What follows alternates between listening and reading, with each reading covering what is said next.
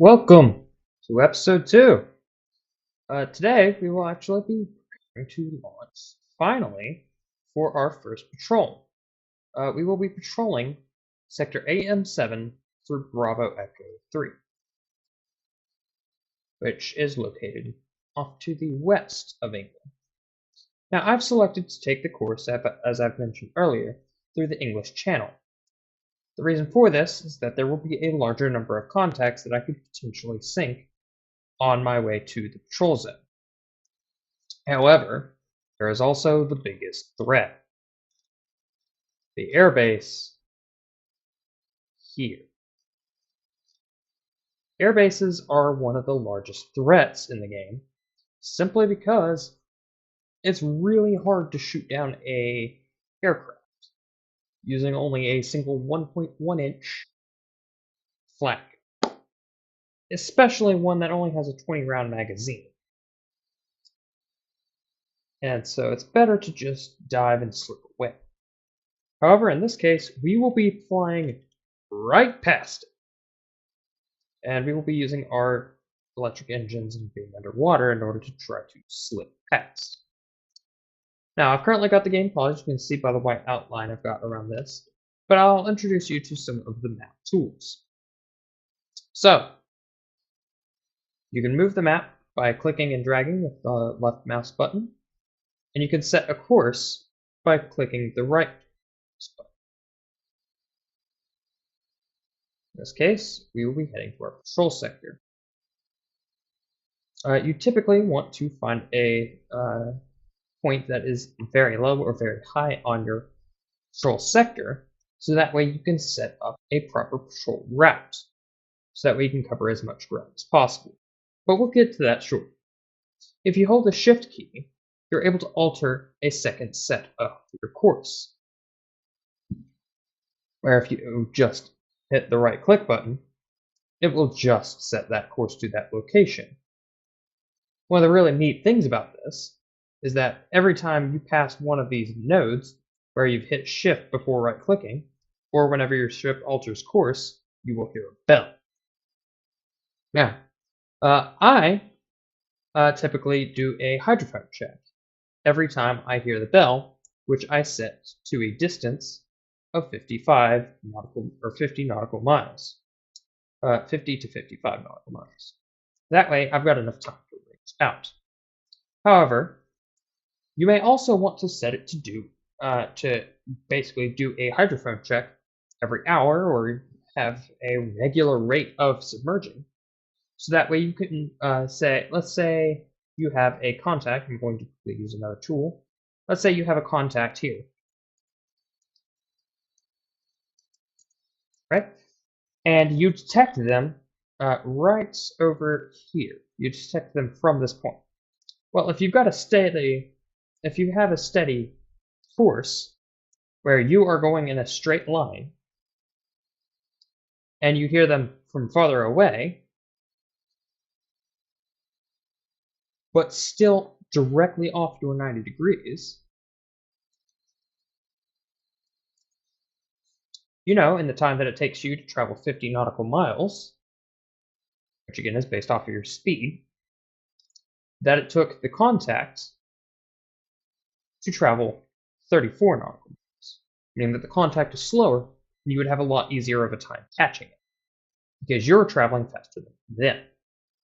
You can also use that in order to create quick and simple dirty math calculations of, okay, if they travel 34 nautical miles every hour or so, and I can travel 50 nautical miles every hour or so, you can then expect to figure out whether you can actually intercept that ship before it enters a port or not, and alter your course based on judgment. Because if it's going to be just gone by the time you catch up to it, it's not worth the hunt.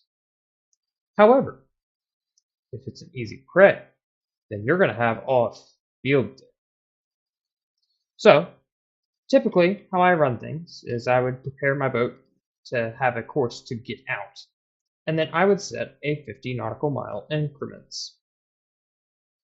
Though I do, if you want to, advise the use of the protractor tool, as it allows you to set 2 arbitrary points or in this case, semi-arbitrary, because I'm basing it off of my location where I'm going to stop my ship for the next leg, and then set an angle off of it, meaning that you can maintain a relatively accurate course. Now, I'm going to squeeze it down to a 180 degree by 50 nautical mile course, meaning that my ship will travel in a straight line for 50 nautical miles and then ring a bell, simply by holding Shift and clicking that end point. Now, it gets very easy because then you can click off of this point, select the next point on the line, and now it snaps to. And all you have to do is find that sweet spot for that 180 by 50, and you have a good course. Now, it doesn't have to be as precise as I have it, but that's also just out of personal preference for me. Just simply because I have a little bit of perfection.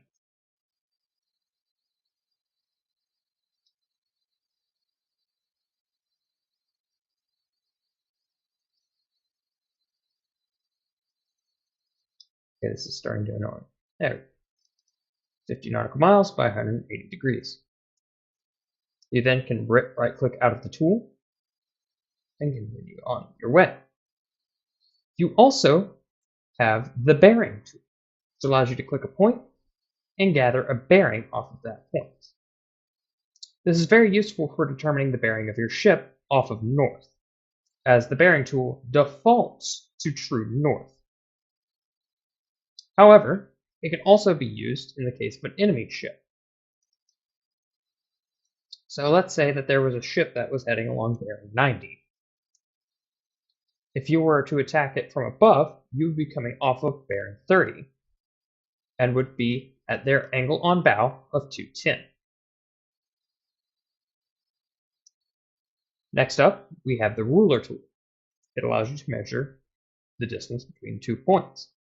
It's a very simple and easy tool. Then we have the point tool, which allows you to set an arbitrary location and label it.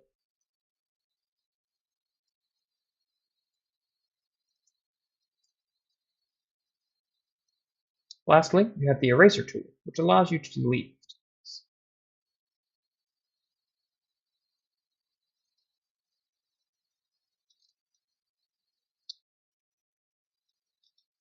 Now, if you use these tools in combination, you will have a very easy time of marking your targets, tracking their speed, and maintaining your course. Because if you need to make a course deviation, then you can simply snap back to the course and go back along your way.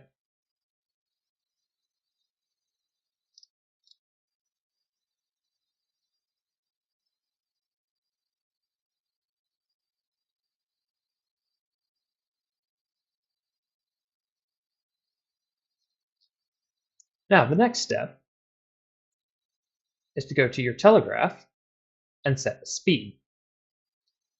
We will be exiting the harbor, so I'm going to keep it to a sane half ahead. Better yet, I'm going to put it at slow ahead. Slow ahead is the maximally efficient fuel usage to speed ratio that you can get. Because at slow ahead, you will be moving. I'm sorry.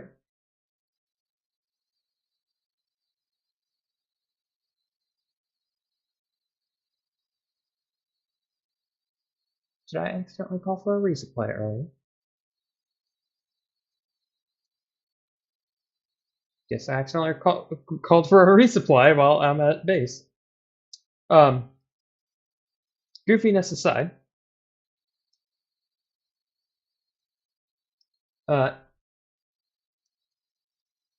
you can set your speed that you desire and unpause.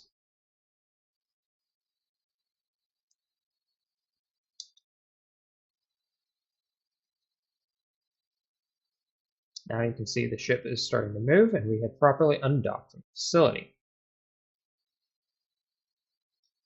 Here's a nice view of the propeller spinning. Oh my, how view. Over here, you can see the aft hatch, and towards the bow, you can see the 4 bow hatches. These are where your torpedoes come from.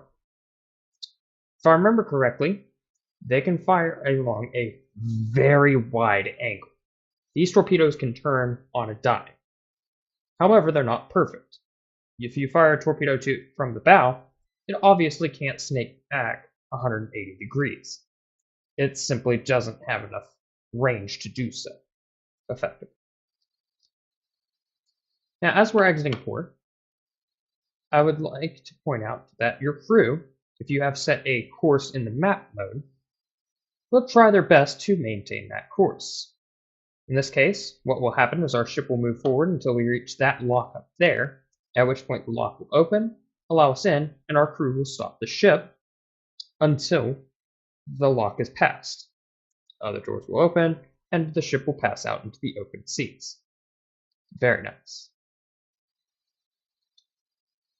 A couple other things I would like to note that you can do while in this view. You can explore the ship. So up here we have the torpedo room, with the torpedo tubes, crew bunks, general medical facilities, as this is where your injured crew will be deposited, and the torpedoes themselves. Note how you have some in storage. They are located under the plates.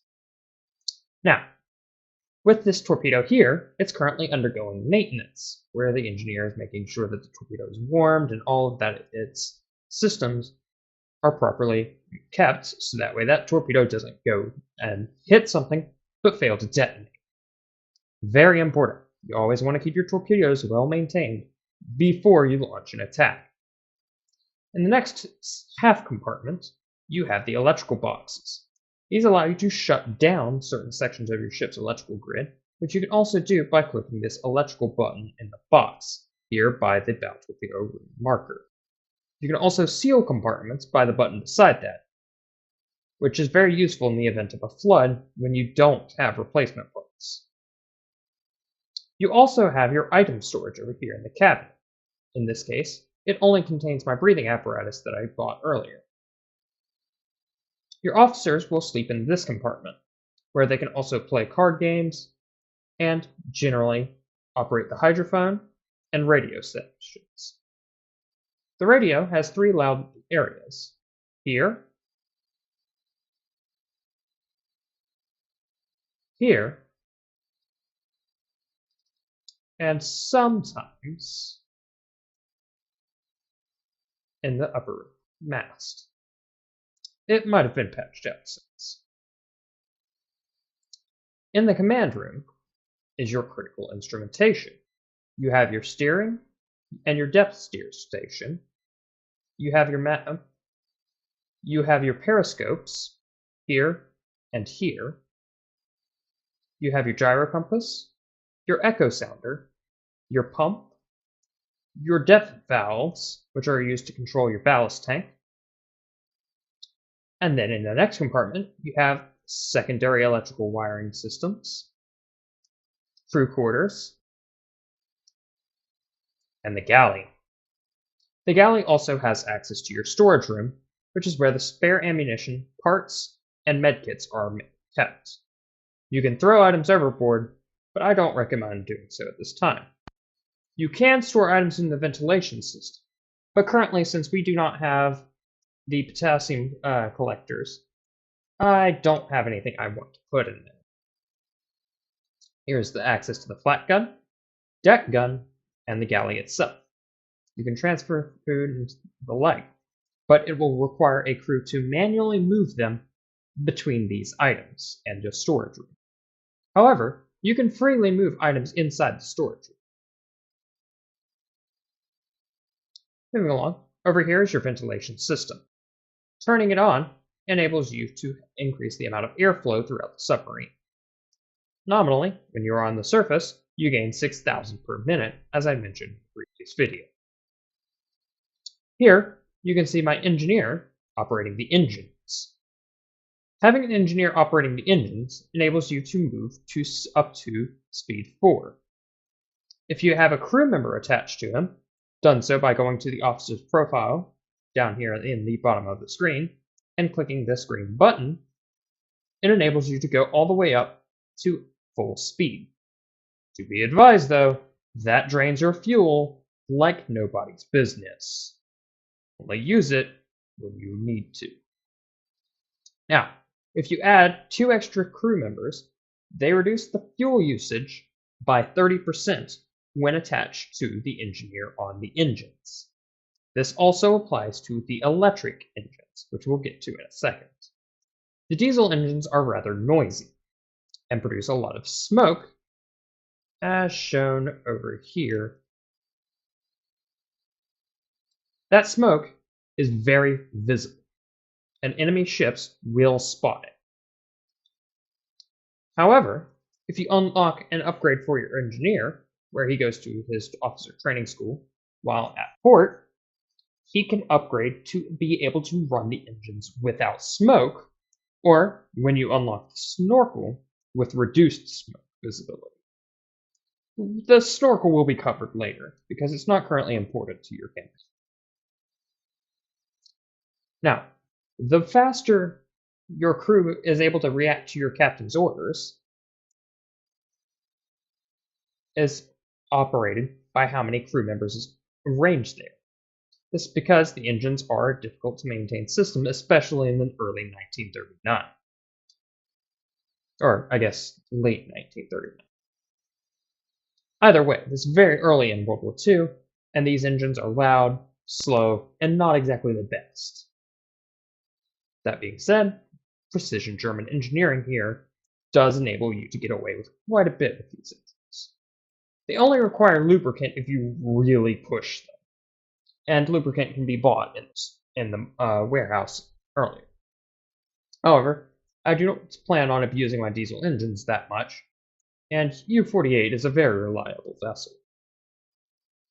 Moving on to the next compartment, we have the electrical engines and the aft torpedo, which we'll get to in a second.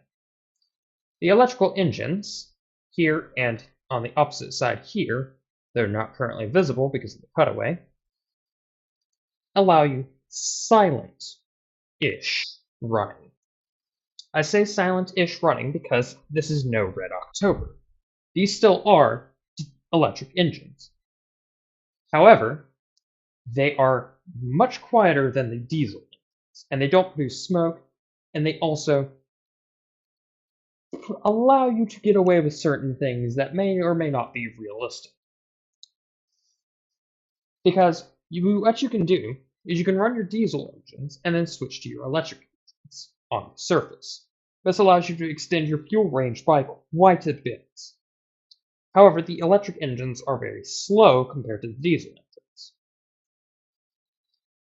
But by alternating your diesel and your electric engines, the diesel engines naturally recharging the electric ones whenever they are running, you're able to alternate back and forth between the two and extend your range by enough to circle the world if you do it right.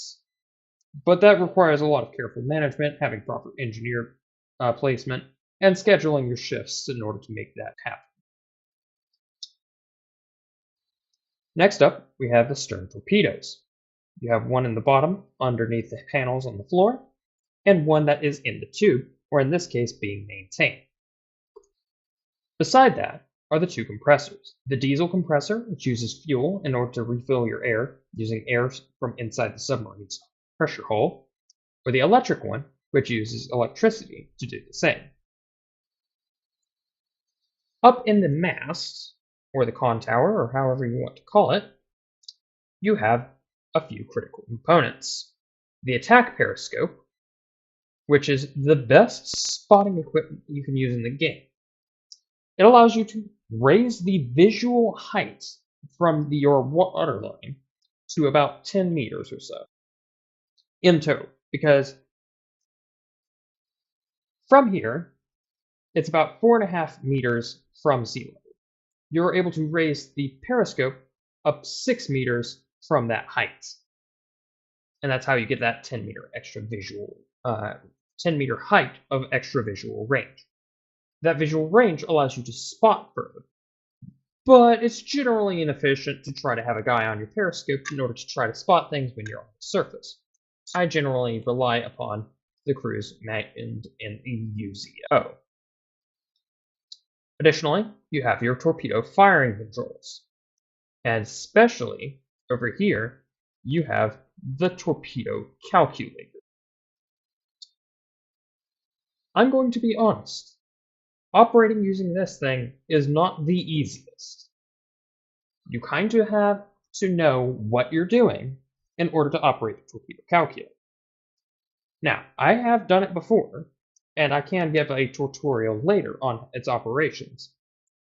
But in general, if you're new to the game, I would advise steering clear. Next, you have the UZO, or the bridge, where your crew can act as guards, just standing watch up on top of the submarine, looking out for enemy vessels or friendly. You also have the 8.8 centimeter deck gun, which is a very reliable weapon, mind you, but can't be used underwater and definitely gives your position away when used. That being said, it is a reliable and steadfast weapon that I stand by. It has 30 rounds of ammunition here with it, and you can store plenty down below in the storage room. Up next, we have the MGC 30, 1.1 centimeter machine gun. I typically find myself using it against freighters a lot, simply because it's a steady damage output that has a lot of ammo, having 3,000 rounds per ammunition if you completely fill it with that. You can also remove the German flag if you're not really a big fan of the man with a small mustache. I choose to do so here. U-48 has no patience for fascists. She just wants to sink British. Now you can see that the crew have automatically stopped the submarine as we've moved into the lock.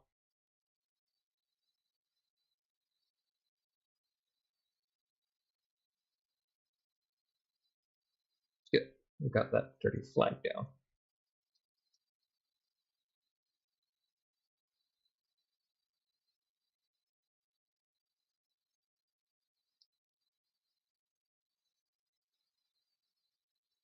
Now you can see our fuel consumption here. In this current case, we're using 3 liters a kilometer, or roughly 61 liters of fuel in every hour. You can use that to give a rough estimate of how far your submarine is moving. You can also automatically leave the port, in which case I will be doing so here. Now that we are here in the main map screen and have a plotted course, I'm going to continue marking out a quick route to our patrol sector.